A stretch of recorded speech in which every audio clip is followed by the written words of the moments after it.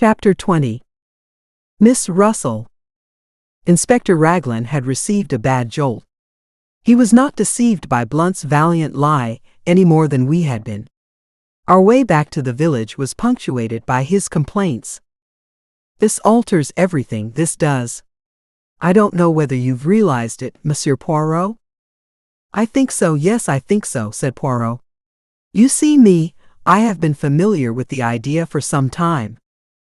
Inspector Raglan, who had only had the idea presented to him a short half-hour ago, looked at Poirot unhappily and went on with his discoveries.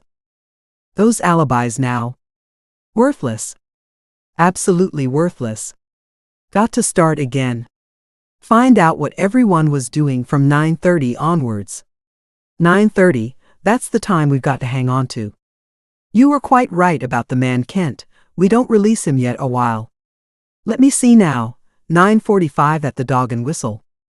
He might have got there in a quarter of an hour if he ran. It's just possible that it was his voice Mr. Raymond heard talking to Mr. Ackroyd, asking for money which Mr. Ackroyd refused.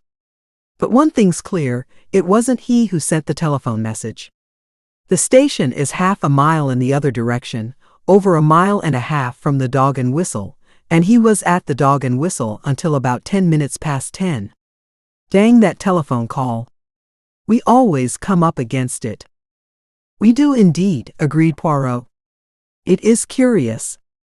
It's just possible that if Captain Patten climbed into his uncle's room and found him there murdered, he may have sent it. Got the wind-up, thought he'd be accused and cleared out.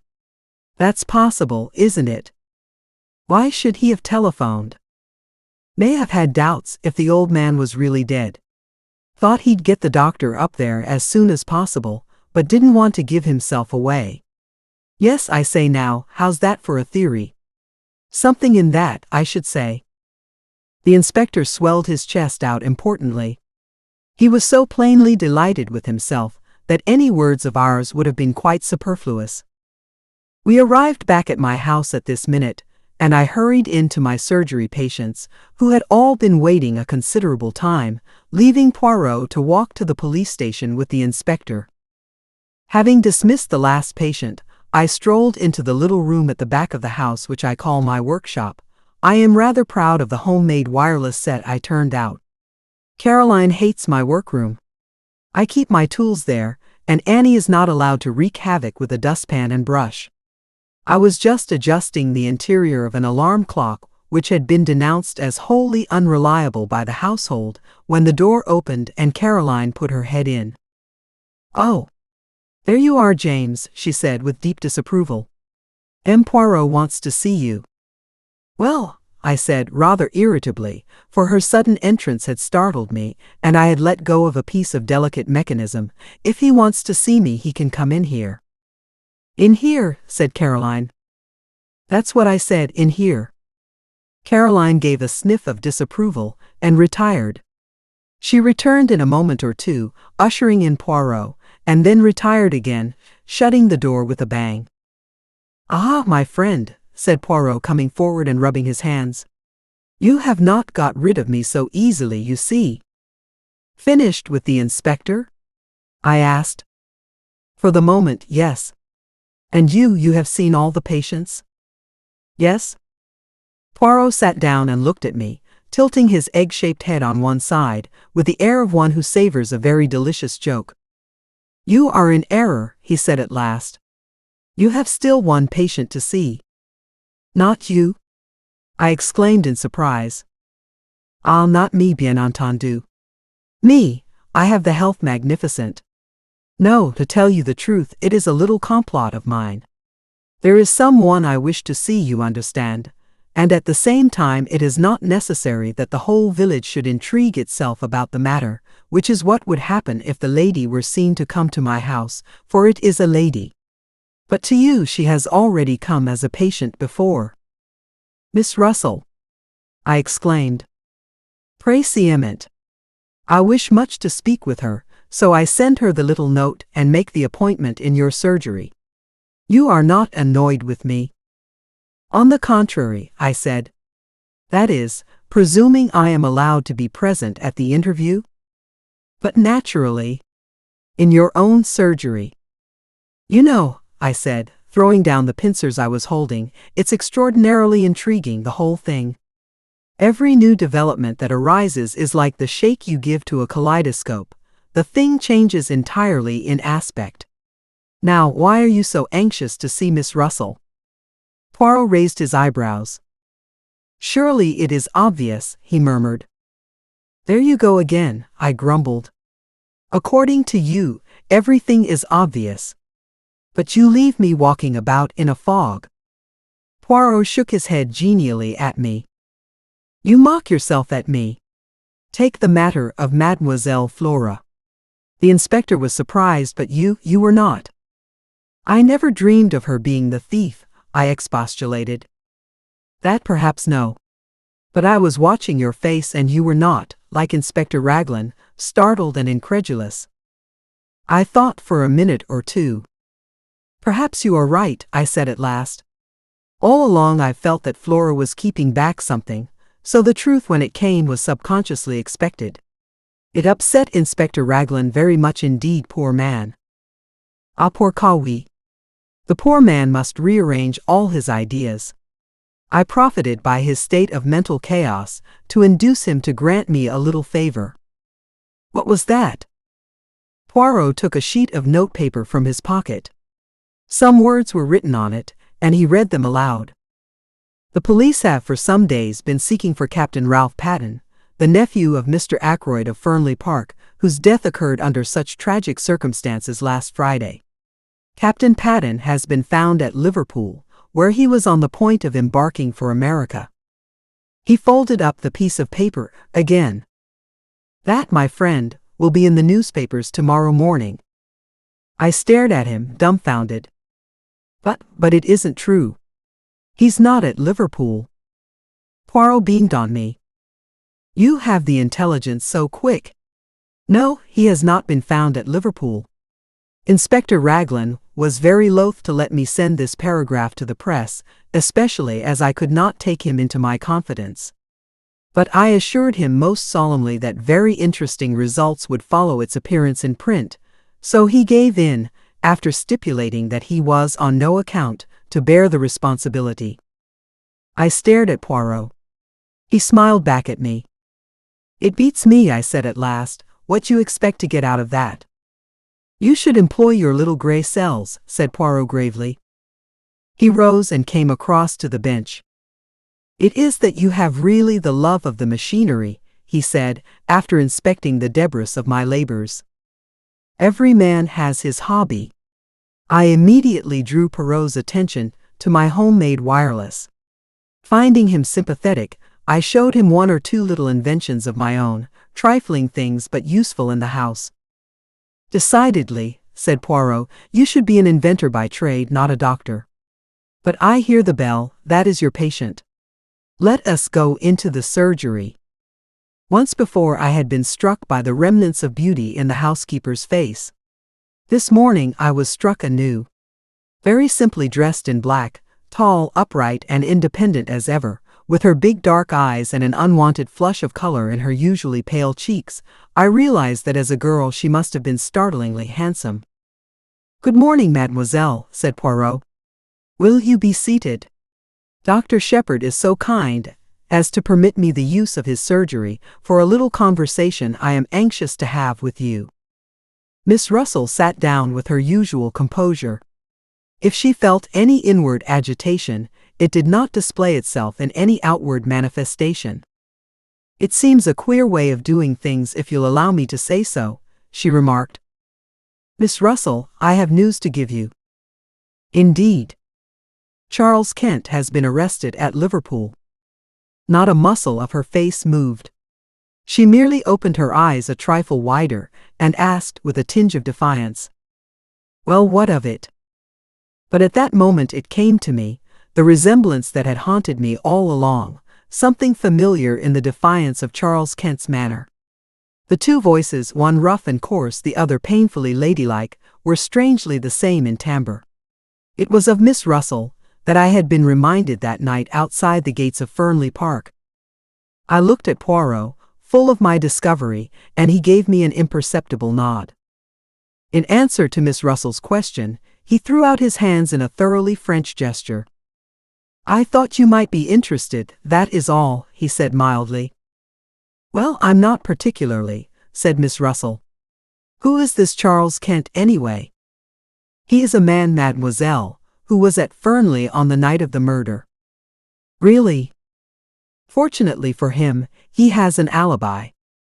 At 9:45, he was at a public house a mile from here." "Lucky for him," commented Miss Russell. "But we still do not know what he was doing at Fernley, who it was he went to meet, for instance." "I'm afraid I can't help you at all," said the housekeeper politely. "Nothing came to my ears.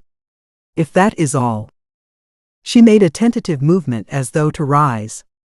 Poirot stopped her. "It is not quite all," he said smoothly. "This morning, fresh developments have arisen. It seems now that Mr. Ackroyd was murdered, not at 9:45 but before. Between 9:10, when Dr. Shepherd left, and 9:45. I saw the color drain from the housekeeper's face, leaving it dead white.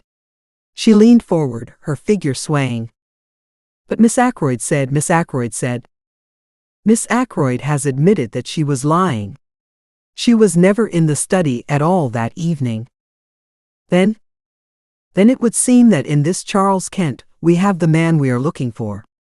He came to Fernley, can give no account of what he was doing there. I can tell you what he was doing there. He never touched a hair of old Ackroyd's head, he never went near the study. He didn't do it, I tell you." She was leaning forward. That iron self-control was broken through at last. Terror and desperation were in her face. M. Poirot. Oh, do believe me." Poirot got up and came to her. He patted her reassuringly on the shoulder. But yes, I will believe. I had to make you speak, you know." For an instant suspicion flared up in her. "Is what you said true? That Charles Kent is suspected of the crime?" "Yes, that is true. You alone can save him, by telling the reason for his being at Fernley." "He came to see me." She spoke in a low, hurried voice. "I went out to meet him." "In the summer house, yes, I know." "How do you know?" "Mademoiselle, it is the business of Hercule Poirot to know things. I know that you went out earlier in the evening, that you left a message in the summer house to say what time you would be there." "Yes, I did. I had heard from him, saying he was coming. I dared not let him come to the house. I wrote to the address he gave me, and said I would meet him in the summer house, and described it to him so that he would be able to find it. Then I was afraid he might not wait there patiently, and I ran out and left a piece of paper to say I would be there about 9:10. I didn't want the servants to see me, so I slipped out through the drawing-room window. As I came back, I met Dr. Shepherd, and I fancied that he would think it queer. I was out of breath, for I had been running. I had no idea that he was expected to dinner that night." She paused. "Go on," said Poirot. "You went out to meet him at 9:10. What did you say to each other?" "It's difficult. You see."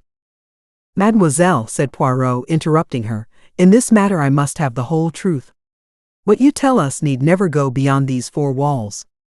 Dr. Shepherd will be discreet, and so shall I. See, I will help you. This Charles Kent, he is your son, is he not?" She nodded. The color had flamed into her cheeks. "No one has ever known. It was long ago, down in Kent. I was not married." "So you took the name of the county as a surname for him."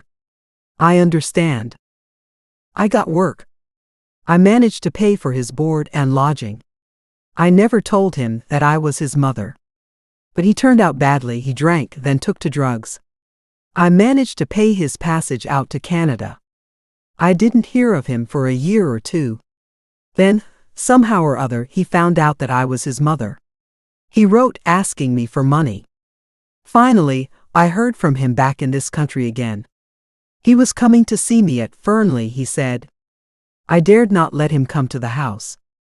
I have always been considered so very respectable. If anyone got an inkling, it would have been all up with my post as housekeeper. So I wrote to him in the way I have just told you. And in the morning you came to see Dr. Shepherd? Yes. I wondered if something could be done. He was not a bad boy before he took to drugs.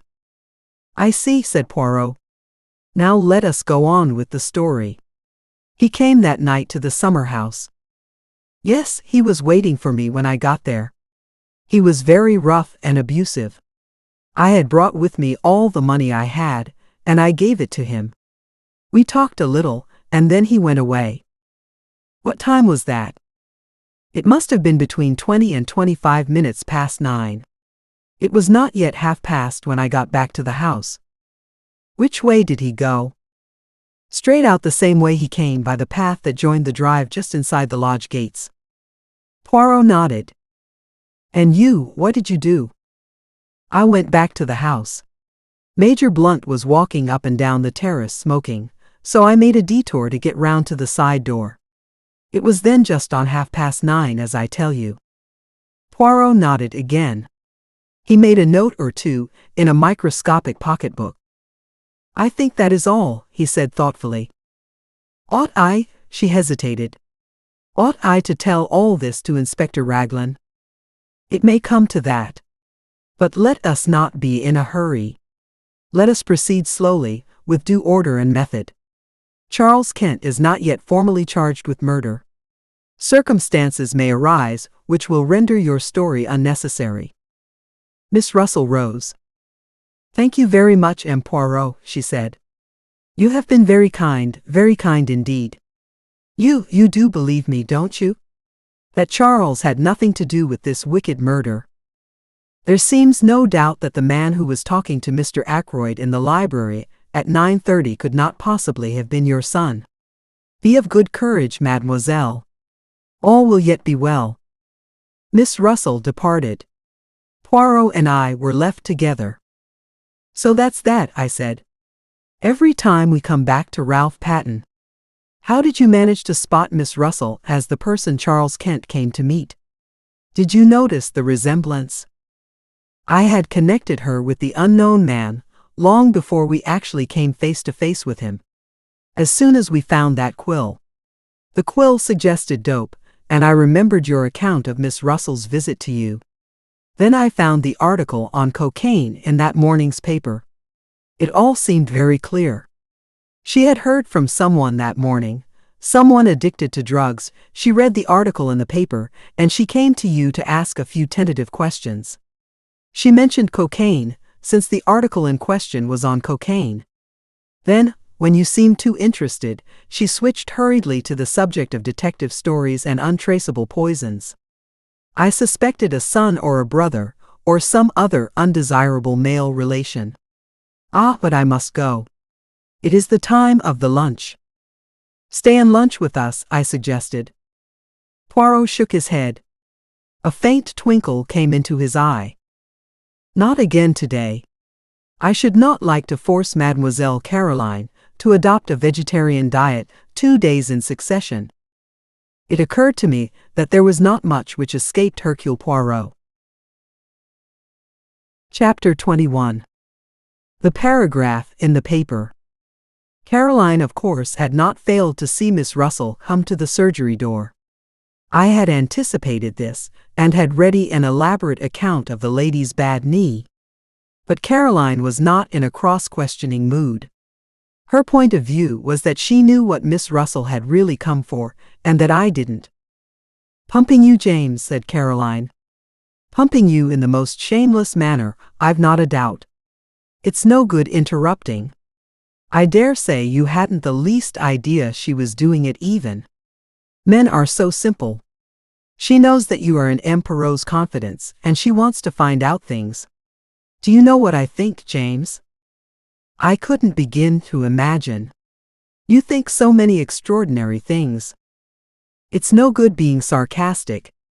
I think Miss Russell knows more about Mr. Ackroyd's death than she is prepared to admit. Caroline leaned back triumphantly in her chair. Do you really think so? I said absently. You are very dull today, James. No animation about you. It's that liver of yours. Our conversation then dealt with purely personal matters. The paragraph inspired by Poirot duly appeared in our daily paper the next morning. I was in the dark as to its purpose, but its effect on Caroline was immense. She began by stating, most untruly, that she had said as much all along. I raised my eyebrows but did not argue. Caroline, however, must have felt a prick of conscience, for she went on. I mayn't have actually mentioned Liverpool, but I knew he'd try to get away to America. That's what Crippen did. Without much success, I reminded her. Poor boy, and so they've caught him. I consider, James, that it's your duty to see that he isn't hung. What do you expect me to do? Why, you're a medical man, aren't you? You've known him from a boy upwards. Not mentally responsible. That's the line to take clearly. I read only the other day that they're very happy in Broadmoor. It's quite like a high-class club. But Caroline's words had reminded me of something. I never knew that Poirot had an imbecile nephew, I said curiously.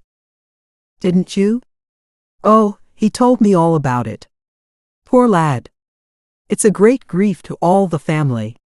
They've kept him at home so far, but it's getting to such a pitch that they're afraid he'll have to go into some kind of institution. I suppose you know pretty well everything there is to know about Poirot's family by this time, I said, exasperated. Pretty well, said Caroline complacently. It's a great relief to people to be able to tell all their troubles to someone. It might be, I said, if they were ever allowed to do so spontaneously. Whether they enjoy having confidences screwed out of them by force is another matter. Caroline merely looked at me with the air of a Christian martyr enjoying martyrdom. You're so self-contained, James, she said. You hate speaking out or parting with any information yourself, and you think everybody else must be just like you.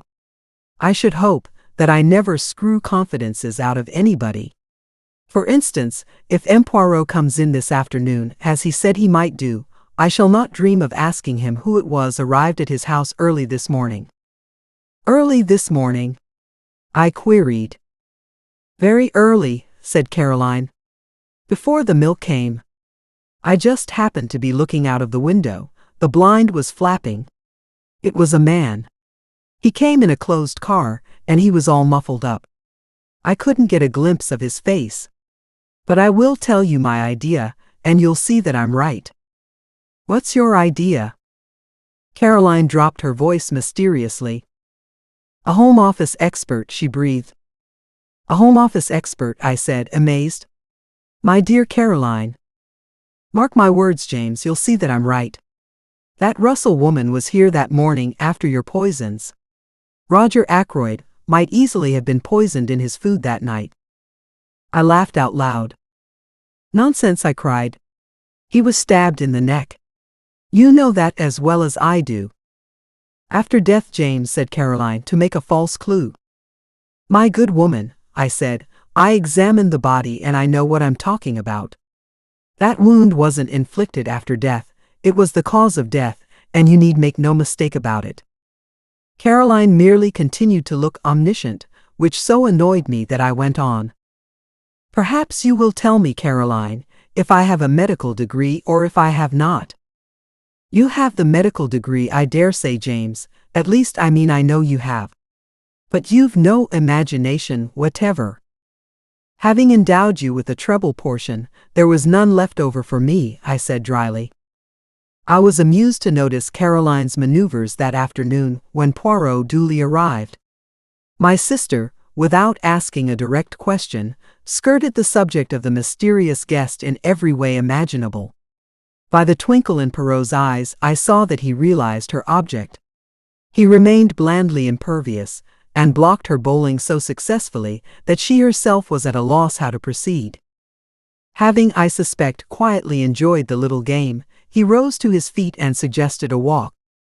It is that I need to reduce the figure a little, he explained. You will come with me, Doctor? And perhaps later Miss Caroline will give us some tea. Delighted, said Caroline. Won't our guest come in also? You are too kind, said Poirot. But no, my friend reposes himself. Soon you must make his acquaintance. Quite an old friend of yours, so somebody told me, said Caroline, making one last valiant effort. Did they? Murmured Poirot. Well, we must start. Our tramp took us in the direction of Fernley. I had guessed beforehand that it might do so. I was beginning to understand Poirot's methods. Every little irrelevancy had a bearing upon the whole. I have a commission for you, my friend, he said at last. Tonight at my house, I desire to have a little conference. You will attend, will you not?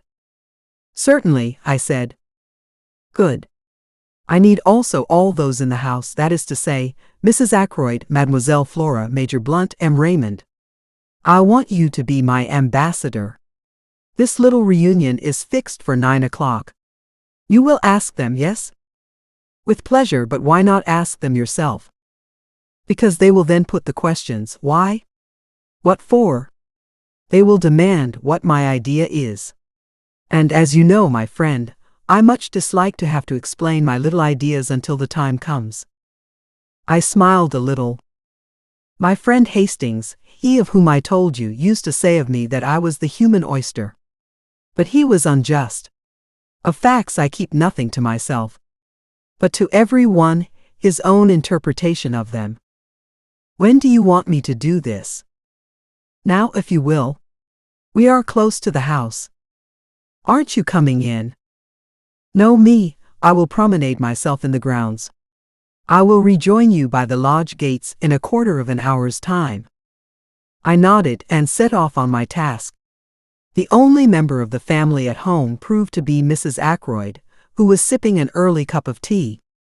She received me very graciously. So grateful to you, Doctor, she murmured, for clearing up that little matter with M. Poirot. But life is one trouble after another. You have heard about Flora, of course? What exactly? I asked cautiously. This new engagement. Flora and Hector Blunt. Of course not such a good match as Ralph would have been. But after all, happiness comes first.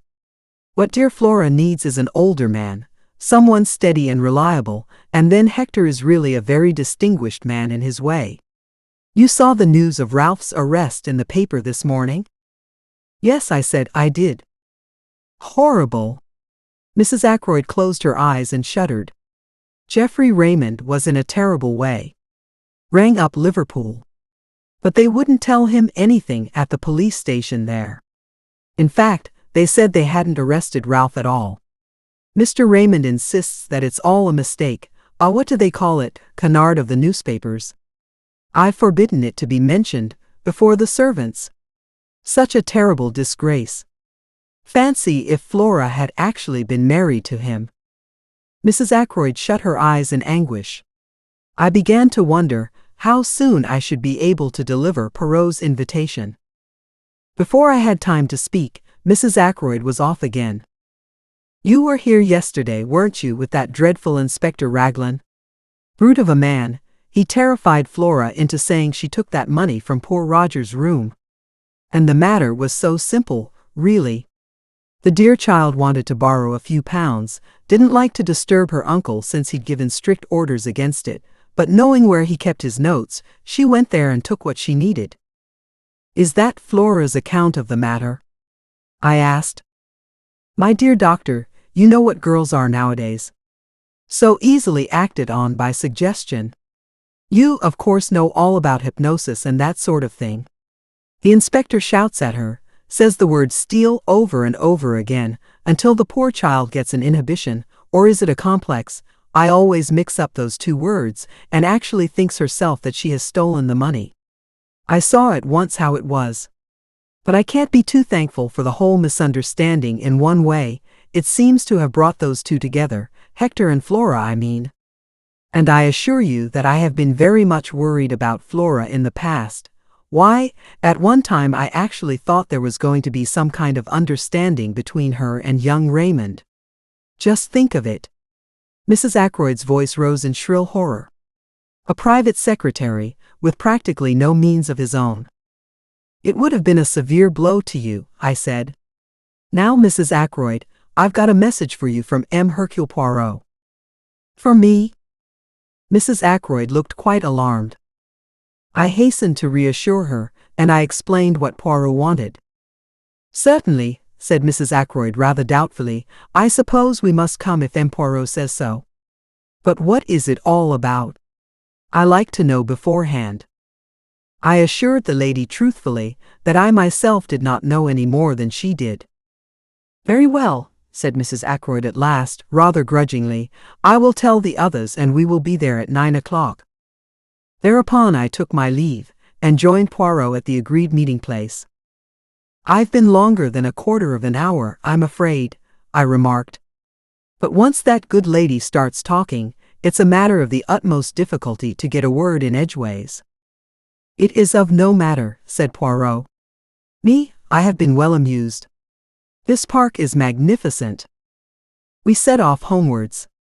When we arrived, to our great surprise, Caroline, who had evidently been watching for us, herself opened the door.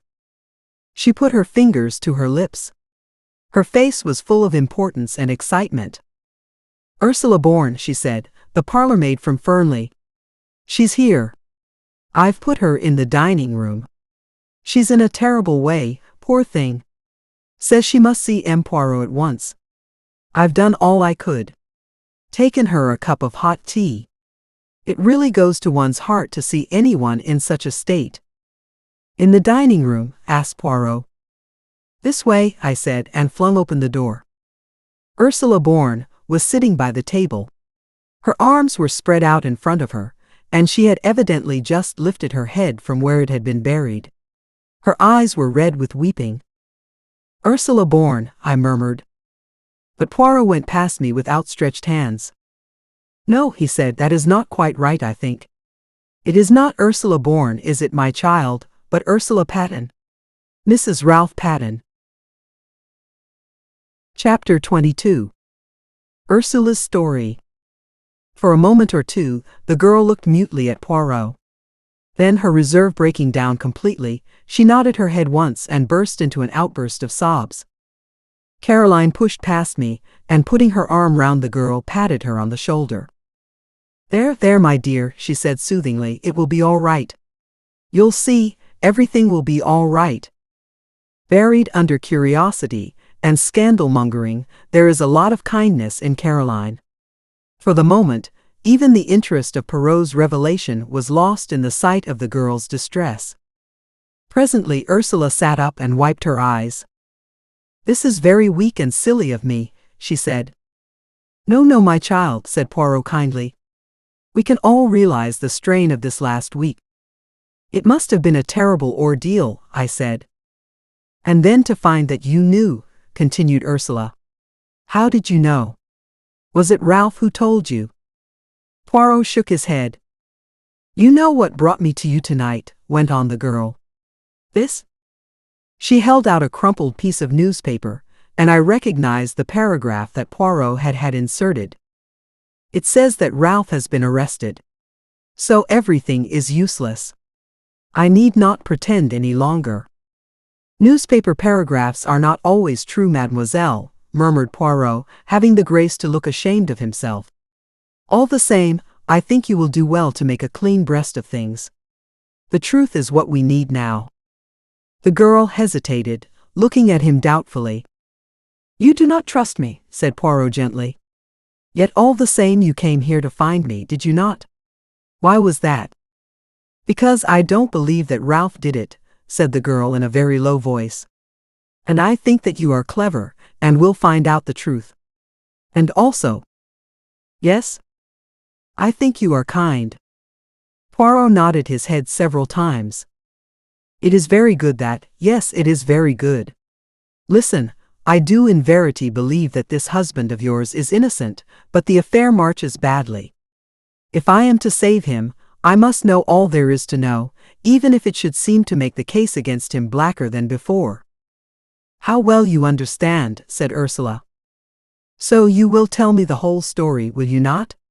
From the beginning. You're not going to send me away, I hope, said Caroline, settling herself comfortably in an armchair. What I want to know, she continued, is why this child was masquerading as a parlour-maid. Masquerading? I queried. That's what I said. Why did you do it, child? For a wager. For a living, said Ursula dryly. And encouraged, she began the story which I reproduce here in my own words. Ursula Bourne, it seemed, was one of a family of 7, impoverished Irish gentlefolk. On the death of her father, most of the girls were cast out into the world to earn their own living. Ursula's eldest sister was married to Captain Folliot. It was she whom I had seen that Sunday, and the cause of her embarrassment was clear enough now. Determined to earn her living and not attracted to the idea of being a nursery governess, the one profession open to an untrained girl, Ursula preferred the job of parlour-maid. She scorned to label herself a lady parlour-maid. She would be the real thing, her reference being supplied by her sister. At Fernley, despite an aloofness which, as has been seen, caused some comment, she was a success at her job, quick, competent, and thorough. I enjoyed the work, she explained. And I had plenty of time to myself. And then came her meeting with Ralph Paddon, and the love affair which culminated in a secret marriage. Ralph had persuaded her into that, somewhat against her will. He had declared that his stepfather would not hear of his marrying a penniless girl. Better to be married secretly, and break the news to him at some later and more favorable minute. And so the deed was done, and Ursula Bourne became Ursula Paddon. Ralph had declared that he meant to pay off his debts, find a job, and then, when he was in a position to support her, and independent of his adopted father, they would break the news to him. But to people like Ralph Paddon, turning over a new leaf is easier in theory than in practice. He hoped that his stepfather, whilst still in ignorance of the marriage, might be persuaded to pay his debts and put him on his feet again. But the revelation of the amount of Ralph's liabilities merely enraged Roger Ackroyd, and he refused to do anything at all. Some months passed, and then Ralph was bidden once more to Fernley. Roger Ackroyd did not beat about the bush. It was the desire of his heart that Ralph should marry Flora, and he put the matter plainly before the young man. And here it was that the innate weakness of Ralph Paddon showed itself. As always, he grasped at the easy, the immediate solution. As far as I could make out, neither Flora nor Ralph made any pretense of love. It was, on both sides, a business arrangement. Roger Ackroyd dictated his wishes, they agreed to them. Flora accepted a chance of liberty, money, and an enlarged horizon. Ralph, of course, was playing a different game. But he was in a very awkward hole financially. He seized at the chance. His debts would be paid. He could start again with a clean sheet. His was not a nature to envisage the future, but I gather that he saw vaguely the engagement with Flora being broken off after a decent interval had elapsed. Both Flora and he stipulated that it should be kept a secret for the present. He was anxious to conceal it from Ursula.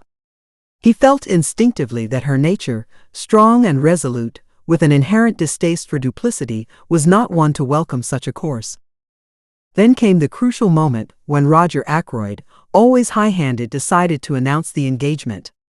He said no word of his intention to Ralph, only to Flora, and Flora, apathetic, raised no objection. On Ursula the news fell like a bombshell. Summoned by her, Ralph came hurriedly down from town. They met in the wood, where part of their conversation was overheard by my sister. Ralph implored her to keep silent for a little while longer. Ursula was equally determined to have done with concealments. She would tell Mr. Ackroyd the truth without any further delay. Husband and wife parted acrimoniously. Ursula, steadfast in her purpose, sought an interview with Roger Ackroyd that very afternoon and revealed the truth to him. Their interview was a stormy one. It might have been even more stormy had not Roger Ackroyd been already obsessed with his own troubles. It was bad enough, however.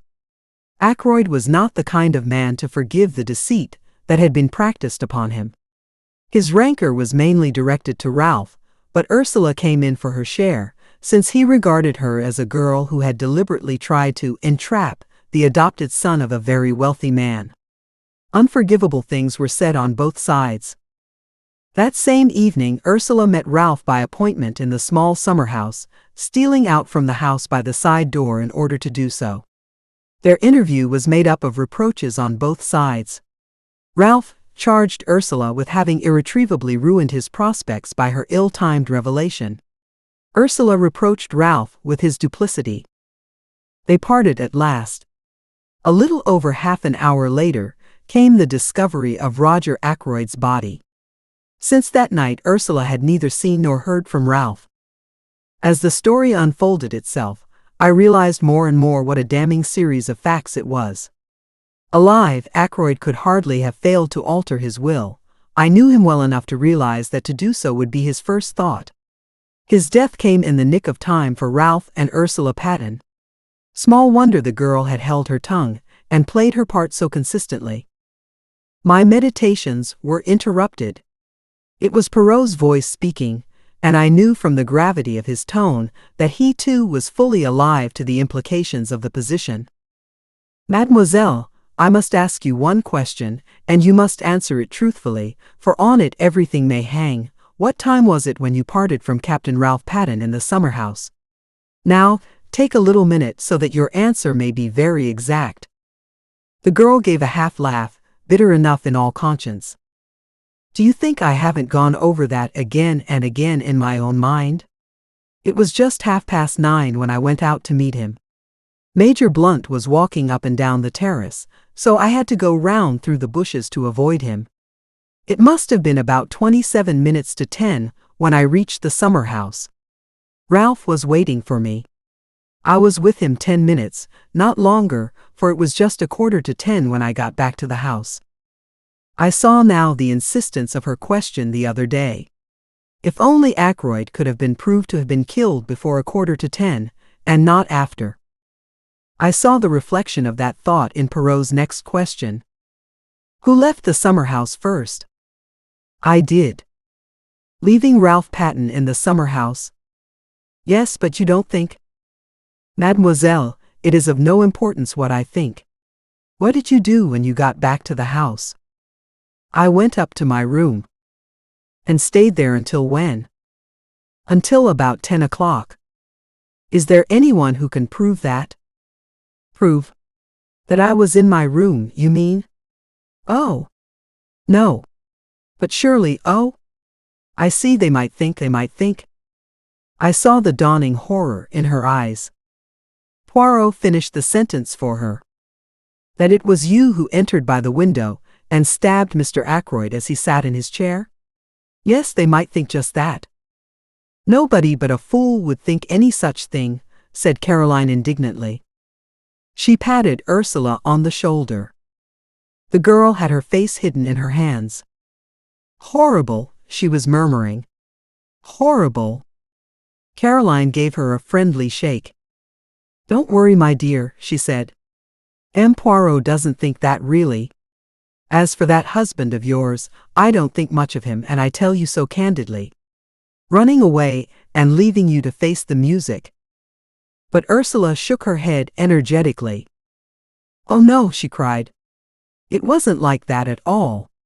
Ralph would not run away on his own account. I see now. If he heard of his stepfather's murder, he might think himself that I had done it." "He wouldn't think any such thing," said Caroline. "I was so cruel to him that night, so hard and bitter. I wouldn't listen to what he was trying to say, wouldn't believe that he really cared.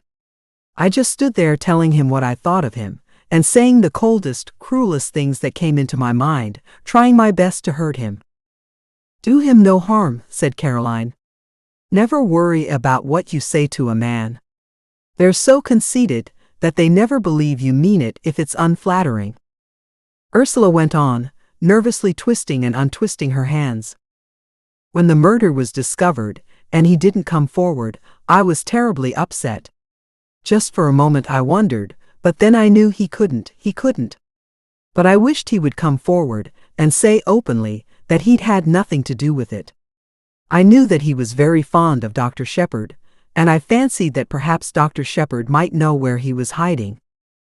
She turned to me. "That's why I said what I did to you that day.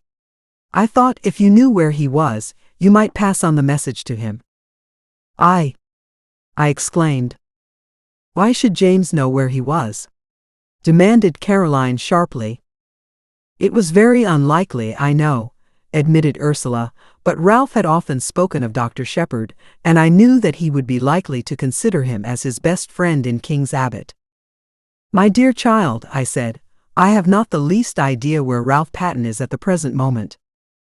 "That is true enough," said Poirot. "But—" Ursula held out the newspaper cutting in a puzzled fashion. "Ah, that," said Poirot, slightly embarrassed, "a bagatelle, mademoiselle. A rien du tout. Not for a moment do I believe that Ralph Patten has been arrested." "But then," began the girl slowly. Poirot went on quickly. "There is one thing I should like to know. Did Captain Patten wear shoes or boots that night?" Ursula shook her head. "I can't remember." "A pity. But how should you? Now, madame," he smiled at her, his head on one side, his forefinger wagging eloquently, "no questions. And do not torment yourself. Be of good courage and place your faith in Hercule Poirot." Chapter 23. Poirot's Little Reunion. "And now," said Caroline, rising, "that child is coming upstairs to lie down. Don't you worry, my dear. M. Poirot will do everything he can for you, be sure of that." "I ought to go back to Fernley," said Ursula uncertainly. But Caroline silenced her protests with a firm hand. "Nonsense. You're in my hands for the time being. You'll stay here for the present anyway, M. Poirot?" "It will be the best plan," agreed the little Belgian. "This evening I shall want Mademoiselle, I beg her pardon, madame, to attend my little reunion. 9 o'clock at my house. It is most necessary that she should be there." Caroline nodded, and went with Ursula out of the room. The door shut behind them. Poirot dropped down into a chair again. "So far so good," he said. "Things are straightening themselves out." "They're getting to look blacker and blacker against Ralph Patten," I observed gloomily. Poirot nodded. "Yes, that is so. But it was to be expected, was it not?" I looked at him, slightly puzzled by the remark. He was leaning back in the chair, his eyes half closed, the tips of his fingers just touching each other. Suddenly he sighed and shook his head. "What is it?" I asked. "It is that there are moments when a great longing for my friend Hastings comes over me. That is the friend of whom I spoke to you, the one who resides now in the Argentine. Always when I have had a big case, he has been by my side. And he has helped me, yes, often he has helped me. For he had a knack, that one, of stumbling over the truth unawares, without noticing it himself, bien entendu. At times he has said something particularly foolish, and behold, that foolish remark has revealed the truth to me. And then, too, it was his practice to keep a written record of the cases that proved interesting." I gave a slight embarrassed cough. "As far as that goes," I began, and then stopped. Poirot sat upright in his chair. His eyes sparkled. "But yes. What is it that you would say?" "Well, as a matter of fact, I've read some of Captain Hastings's narratives, and I thought, why not try my hand at something of the same kind? Seemed a pity not to. Unique opportunity, probably the only time I'll be mixed up with anything of this kind." I felt myself getting hotter and more incoherent as I floundered through the above speech. Poirot sprang from his chair. I had a moment's terror that he was going to embrace me French fashion, but mercifully he refrained. "But this is magnificent. You have then written down your impressions of the case as you went along?" I nodded. "Epatant," cried Poirot. "Let me see them, this instant." I was not quite prepared for such a sudden demand. I racked my brains to remember certain details. "I hope you won't mind," I stammered. "I may have been a little, personal now and then." "Oh, I comprehend perfectly. You have referred to me as comic, as perhaps ridiculous now and then. It matters not at all. Hastings, he also was not always polite. Me, I have the mind above such trivialities. Still somewhat doubtful, I rummaged in the drawers of my desk and produced an untidy pile of manuscript, which I handed over to him. With an eye on possible publication in the future, I had divided the work into chapters, and the night before, I had brought it up to date with an account of Miss Russell's visit. Poirot had therefore 20 chapters. I left him with them. I was obliged to go out to a case at some distance away, and it was past 8 o'clock when I got back, to be greeted with a plate of hot dinner on a tray, and the announcement that Poirot and my sister had supped together at 7:30, and that the former had then gone to my workshop to finish his reading of the manuscript. "I hope, James," said my sister, "that you've been careful in what you say about me in it?" My jaw dropped. I had not been careful at all.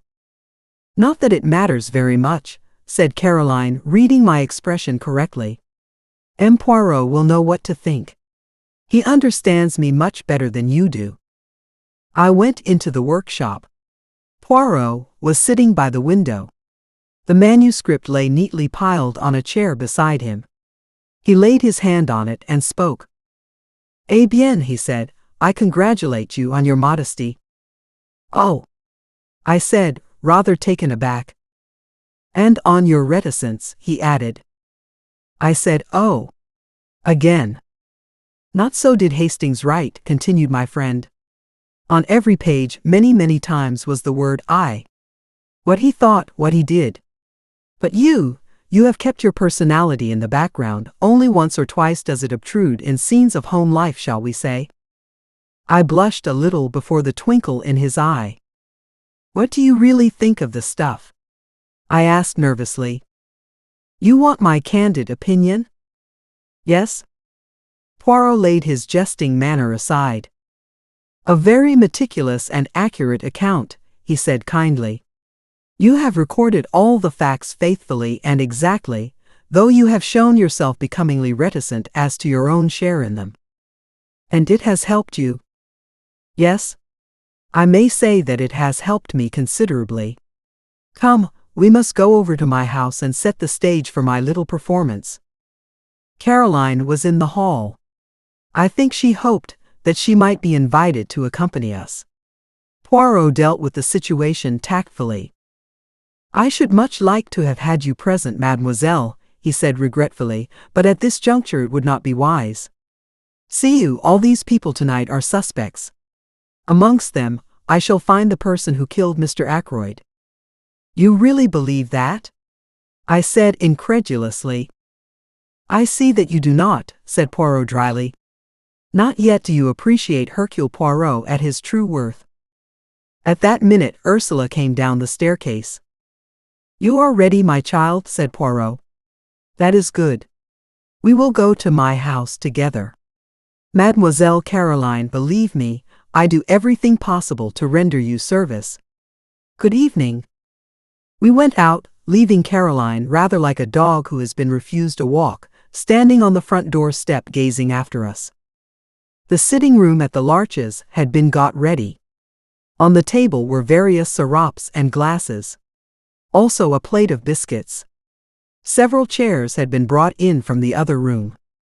Poirot ran to and fro rearranging things. Pulling out a chair here, altering the position of a lamp there, occasionally stooping to straighten one of the mats that covered the floor.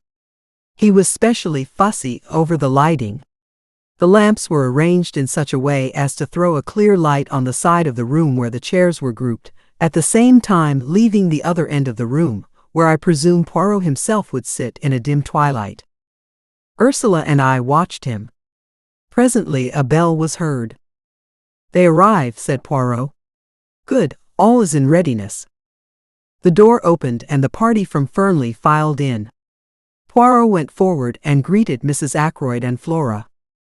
"It is most good of you to come," he said.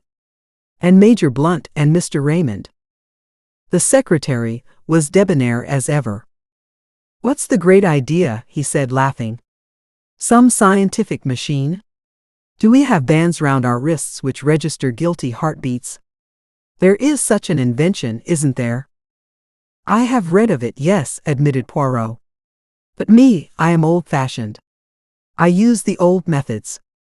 I work only with the little gray cells. Now let us begin, but first I have an announcement to make to you all. He took Ursula's hand and drew her forward. This lady is Mrs. Ralph Patten. She was married to Captain Patten last March. A little shriek burst from Mrs. Ackroyd. Ralph? Married? Last March? Oh, but it's absurd. How could he be? She stared at Ursula, as though she had never seen her before. Married to Bourne, she said. Really, M. Poirot, I don't believe you. Ursula flushed and began to speak, but Flora forestalled her. Going quickly to the other girl's side, she passed her hand through her arm. You must not mind our being surprised, she said. You see, we had no idea of such a thing. You and Ralph have kept your secret very well. I am very glad about it. You are very kind, Miss Ackroyd, said Ursula in a low voice, and you have every right to be exceedingly angry. Ralph behaved very badly, especially to you. You needn't worry about that, said Flora, giving her arm a consoling little pat. Ralph was in a corner and took the only way out. I should probably have done the same in his place. I do think he might have trusted me with the secret, though. I wouldn't have let him down. Poirot rapped gently on a table and cleared his throat significantly. The board meeting's going to begin, said Flora. M. Poirot hints that we mustn't talk. But just tell me one thing. Where's Ralph? You must know if anyone does. But I don't, cried Ursula almost in a wail. That's just it, I don't. Isn't he detained at Liverpool? Asked Raymond. It said so in the paper. He is not at Liverpool, said Poirot shortly. In fact, I remarked, no one knows where he is. Excepting Hercule Poirot, eh? Said Raymond. Poirot replied seriously to the other's banter. Me, I know everything.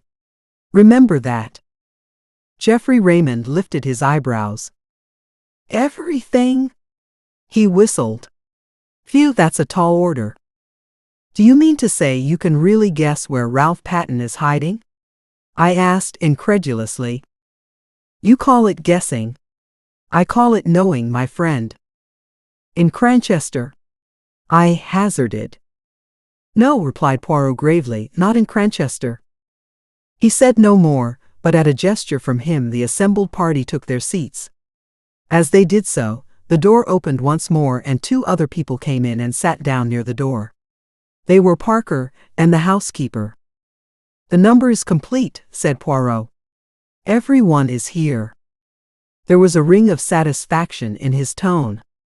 And with the sound of it, I saw a ripple of something like uneasiness pass over all those faces grouped at the other end of the room. There was a suggestion in all this as of a trap that had closed. Poirot read from a list in an important manner. Mrs. Ackroyd, Miss Flora Ackroyd, Major Blunt, Mr. Geoffrey Raymond, Mrs. Ralph Patten, John Parker, Elizabeth Russell. He laid the paper down on the table. What's the meaning of all this? Began Raymond. The list I have just read, said Poirot, is a list of suspected persons. Every one of you present had the opportunity to kill Mr. Ackroyd. With a cry, Mrs. Ackroyd sprang up, her throat working. I don't like it, she wailed. I don't like it. I would much prefer to go home. You cannot go home, madam, said Poirot sternly, until you have heard what I have to say. He paused a moment, then cleared his throat. I will start at the beginning. When Miss Ackroyd asked me to investigate the case, I went up to Fernley Park with the good Dr. Shepherd. I walked with him along the terrace, where I was shown the footprints on the window sill. From there Inspector Raglan took me along the path which leads to the drive. My eye was caught by a little summer house, and I searched it thoroughly. I found two things, a scrap of starched cambric and an empty goose quill. The scrap of cambric immediately suggested to me a maid's apron. When Inspector Raglan showed me his list of the people in the house, I noticed at once that one of the maids, Ursula Bourne, the parlour-maid, had no real alibi. According to her own story, she was in her bedroom from 9:30 until 10. But supposing that instead she was in the summer house? If so, she must have gone there to meet someone.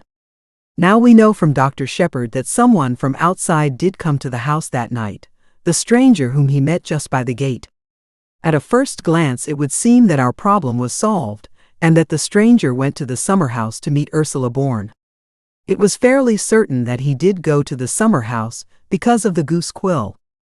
That suggested at once to my mind a taker of drugs, and one who had acquired the habit on the other side of the Atlantic, where sniffing snow is more common than in this country. The man whom Dr. Shepherd met had an American accent, which fitted in with that supposition. But I was held up by one point. The times did not fit. Ursula Bourne could certainly not have gone to the summer house before 9:30, whereas the man must have got there by a few minutes past 9. I could, of course, assume that he waited there for half an hour. The only alternative supposition was that there had been two separate meetings in the summer house that night. Eh bien, as soon as I went into that alternative, I found several significant facts. I discovered that Miss Russell, the housekeeper, had visited Dr. Shepherd that morning, and had displayed a good deal of interest in cures for victims of the drug habit. Taking that in conjunction with the goose quill, I assumed that the man in question came to Fernley to meet the housekeeper, and not Ursula Bourne. Who, then, did Ursula Bourne come to the rendezvous to meet? I was not long in doubt. First I found a ring, a wedding ring with from R and a date inside it. Then I learnt that Ralph Patten had been seen coming up the path which led to the summer house at 25 minutes past 9, and I also heard of a certain conversation which had taken place in the wood near the village that very afternoon, a conversation between Ralph Patten and some unknown girl. So I had my facts succeeding each other in a neat and orderly manner. A secret marriage, an engagement announced on the day of the tragedy, the stormy interview in the wood, and the meeting arranged for the summer house that night. Incidentally, this proved to me one thing, that both Ralph Patten and Ursula Bourne, or Patten, had the strongest motives for wishing Mr. Ackroyd out of the way. And it also made one other point unexpectedly clear. It could not have been Ralph Patten who was with Mr. Ackroyd in the study at 9:30. So we come to another and most interesting aspect of the crime. Who was it in the room with Mr. Ackroyd at 9:30? Not Ralph Patten, who was in the summer house with his wife. Not Charles Kent, who had already left. Who then? I posed my cleverest, my most audacious question: was anyone with him? Poirot leaned forward and shot the last words triumphantly at us, drawing back afterwards with the air of one who has made a decided hit. Raymond, however, did not seem impressed and lodged a mild protest. I don't know if you're trying to make me out a liar, M. Poirot, but the matter does not rest on my evidence alone, except perhaps as to the exact words used. Remember, Major Blunt also heard Mr. Ackroyd talking to someone. He was on the terrace outside and couldn't catch the words clearly, but he distinctly heard the voices. Poirot nodded. I have not forgotten, he said quietly. But Major Blunt was under the impression that it was you to whom Mr. Ackroyd was speaking. For a moment Raymond seemed taken aback. Then he recovered himself. Blunt knows now that he was mistaken, he said. Exactly, agreed the other man. Yet there must have been some reason for his thinking so, mused Poirot. Oh, no, he held up his hand in protest. I know the reason you will give, but it is not enough. We must seek elsewhere. I will put it this way. From the beginning of the case I have been struck by one thing, the nature of those words which Mr. Raymond overheard. It has been amazing to me that no one has commented on them, has seen anything odd about them. He paused a minute and then quoted softly. The calls on my purse have been so frequent of late that I fear it is impossible for me to accede to your request. Does nothing strike you as odd about that? I don't think so, said Raymond. He has frequently dictated letters to me, using almost exactly those same words. Exactly, cried Poirot. That is what I seek to arrive at. Would any man use such a phrase in talking to another? Impossible that should be part of a real conversation. Now, if he had been dictating a letter. You mean he was reading a letter aloud, said Raymond slowly. Even so, he must have been reading to someone. But why? We have no evidence that there was anyone else in the room. No other voice but Mr. Ackroyd's was heard, remember. Surely a man wouldn't read letters of that type aloud to himself, not unless he was, well, going balmy. You have all forgotten one thing, said Poirot softly, the stranger who called at the house the preceding Wednesday. They all stared at him. But yes, said Poirot, nodding encouragingly, on Wednesday. The young man was not of himself important. But the firm he represented interested me very much. The dictaphone company, gasped Raymond. I see it now. A dictaphone. That's what you think? Poirot nodded. Mr. Ackroyd had promised to invest in a dictaphone, you remember. I had the curiosity to inquire of the company in question. Their reply is that Mr. Ackroyd did purchase a dictaphone from their representative. Why he concealed the matter from you, I do not know. He must have meant to surprise me with it, murmured Raymond. He had quite a childish love of surprising people. Meant to keep it up his sleeve for a day or so. Probably was playing with it like a new toy. Yes, it fits in. You're quite right, no one would use quite those words in casual conversation. It explains too, said Poirot, why Major Blunt thought it was you who were in the study. Such scraps as came to him were fragments of dictation, and so his subconscious mind deduced that you were with him. His conscious mind was occupied with something quite different, the white figure he had caught a glimpse of. He fancied it was Miss Ackroyd. Really, of course, it was Ursula Bourne's white apron he saw as she was stealing down to the summer house. Raymond had recovered from his first surprise. All the same, he remarked, this discovery of yours, brilliant though it is, I'm quite sure I should never have thought of it, leaves the essential position unchanged. Mr. Ackroyd was alive at 9:30, since he was speaking into the dictaphone. It seems clear that the man Charles Kent was really off the premises by then. As to Ralph Patten. He hesitated, glancing at Ursula. Her color flared up, but she answered steadily enough. Ralph and I parted just before 9:45. He never went near the house, I am sure of that. He had no intention of doing so. The last thing on earth he wanted was to face his stepfather. He would have funked it badly. It isn't that I doubt your story for a moment, explained Raymond.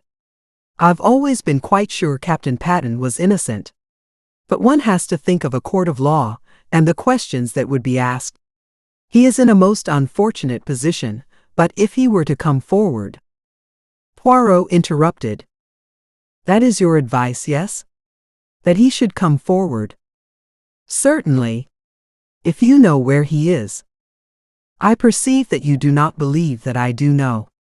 And yet I have told you just now that I know everything. The truth of the telephone call, of the footprints on the window sill, of the hiding place of Ralph Patten. Where is he? Said Blunt sharply. Not very far away, said Poirot smiling. In Cranchester? I asked. Poirot turned towards me. Always you ask me that. The idea of Cranchester it is with you an idée fixe. No, he is not in Cranchester. He is there. He pointed a dramatic forefinger. Everyone's head turned. Ralph Patten was standing in the doorway.